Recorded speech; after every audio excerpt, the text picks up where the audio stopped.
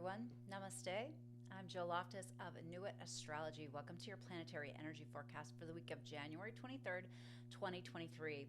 So you might notice this is a little bit of a different setup. I have this snazzy microphone that was a gift from one of my dear students and friends. So shout out to Nicole for the improved audio. Sorry, darling, it took me like 2 months to figure out the thing that this had to plug into to get the thing to plug in the computer, and so here we are. So hopefully this improved audio will help you as you prepare for this astrological week. Now, couldn't you totally feel last week with the Mars going direct and then the Mercury going direct, right? Couldn't you just feel that like lurch forward? How, the phone call came through or the job interview or, whatever, all those interesting things began to move forward. Well, this week is a little bit of an integration week. It's a very interesting start to the week. Now, as we start on Sunday, the 23rd, you're going to really feel that Venus, Saturn still, right? And we're still going to be in that new moon energy, but it's just very Aquarian, right? We've got so many planets in Aquarius. We just had that new moon on Saturday. Now we've got this Venus, Saturn. Venus, Saturn can be very serious, right? But it's also it also gives some sticking power to whatever it is that you want or whatever it is that you're wanting to accomplish. So it's an excellent vibe to continue that new moon energy. And I think the moon in Aquarius is also going to move over that point. And so the emotions will be there. Make sure you're high vibing the Aquarius, right? High vibe Aquarius, visionary, thinking of the world, thinking about the future, healthy detachment, not indifference, but healthy detachment. Shadow Aquarius, not worrying about individuals, not paying attention to things on an individual level. So be careful of those. Those are the cautions as we enter the week. Now, on Monday, on the 24th, Tuesday, the 24th, the sun in Aquarius is going to send a lovely beam of energy over to the Jupiter in Aries. And so I really like this. This is a little bit of a say yes moment to something. Now the moon is going to be in Pisces, so pretty intuitive, but it's not going to flow well with the Mars, right? So be aware of any kind of underhanded emotions or something that just doesn't quite feel right. It also is going to send nice energy to the Pluto and to the Sun. I'm kind of like my plan for the day is to meditate in the morning and then take action in the afternoon. All right, on January 26th, on Wednesday, we have a Venus vibe change. She is going to move into the sign of Pisces, and she loves to be there. This is one of her favorite places to be, right? Because she wants to immerse. She wants to love deeply, emotionally, that beautiful Piscean merging energy, right? So you'll really feel this. Now, the moon is going to be in Aries, and it's going to come together with Chiron. And it's going to square over to the Mercury. So they're both going to be squaring over to the Mercury. So there could be some complicated conversations or difficult conversations, but it's a good time to think about, catharsis, saying what you need to say, cleansing yourself, but doing it in a way that's kind and real and authentic. So watch that. Now, the nodes are also going to begin to square over to the sun in Aquarius, and this is going to be through the end of the month. And so I'm going to really see this day as a kind of karmic turning point in some ways, as far as collective energies are concerned. So there could be some interesting events that will take place on Wednesday. Now, on Thursday, the 27th, Chiron in Aries, exact square to the Mercury, right? So again, these issues that kind of like stickiness may be coming up, something that needs to be resolved, addressed, talked about, honestly, and with clarity, not from a place of anger, but from a place of just, being real and being truthful, having integrity. All right. Now, on the 28th, we've got the moon moving into Taurus, and it's going to clash up with the sun in Aquarius. But it's going to send some really nice energy over to the Mercury, and then end up touching Uranus. All right. So these are really big feels, right? Taurus really needs some grounding energy. So make sure that you're doing something to take care of yourself. It'd be a great day for body work. Even with that erratic energy to the sun. But, kind of think about that Taurus area of your chart and how you can really be open to the insights that might come to you during that time, but also how you can stay grounded. Now on the 29th, we've got the Sun in Aquarius trining over to the Mars in Gemini, which is fantastic. Forward-thinking energy, conversations, ideas, the future, right? Big picture. Mercury is going to trine to the Uranus, so from Capricorn over to the Taurus. This is the third hit of that because through the retrograde cycle, and so you might find a culmination or completion of something from the Capricorn to the Taurus area of your chart or vice versa. Kind of a nice day for getting your financial duckies in a row, gathering your tax information, things of that, and it will start to ease the Chiron square as well. So I see that as a very positive energy as well. And that is about almost to the end of January. Believe it or not, February is on the horizon. Really interesting month coming up as we prepare to move into March, which is going to give us a vision of a whole new world. So stick around for the tarot. Let's see what the cards have to say about this week, and share the video if it was helpful to you. I appreciate your support as always, and I'll see you in a minute.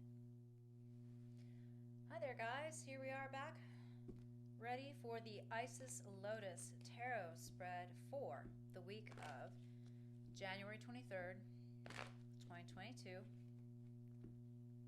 Wrong. 2023. I'm surprised I haven't made that mistake more, although maybe I haven't. I just didn't notice, huh? I'm really feeling this week for some integration after everything that went down last week. I'm really grateful for the Venus-Saturn vibe to kind of start things off and steady things. Let me know how you're doing in the comments below. Helps us all not to feel like we're going crazy, right? All right, cards are ready. And now, the first card is the past, right? It's you. The Magician. Woohoo! All right, well, that's a fantastic card to get, right? So we've got it all going on. We've managed things properly, all right? Now the environment that we're dealing with. Ooh, we got the Lovers. Excellent. So there's something really perfect that has kind of come together for you out of everything that's happened over this last week. This week, you're really in a space where you can come together with something or someone, and it's going to be just right. All right. Then we've got the Four of Cups, and so it's really important that you. It's interesting how this card can be either like, oh yeah, la-di-da, sure, trust the universe. But I in this particular instance, I'm feeling like it's like, no, it's not that you don't trust the universe, but you've got to do the work, right? There's actions that need to be taken. There's manifestation. I talk to so many people anymore, and they're like, well, I don't know what I want. Well, how can a loving universe give you what you want if you don't know? So don't just sit back and wait for whatever comes along to come along. Be proactive. The Three of Wands reminds us that we have made some strides. We are moving in the right direction, all right? So, don't hesitate to continue.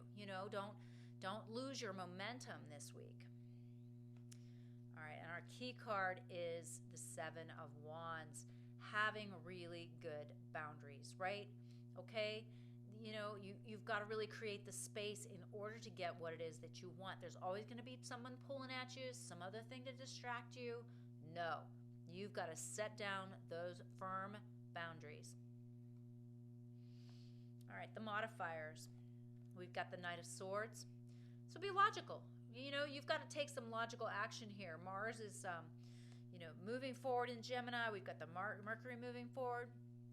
The other possibility, we've got the Nine of Wands, which indicates that you've already made some progress here. So why would you not keep going, right? Don't give up. Don't lose heart, okay?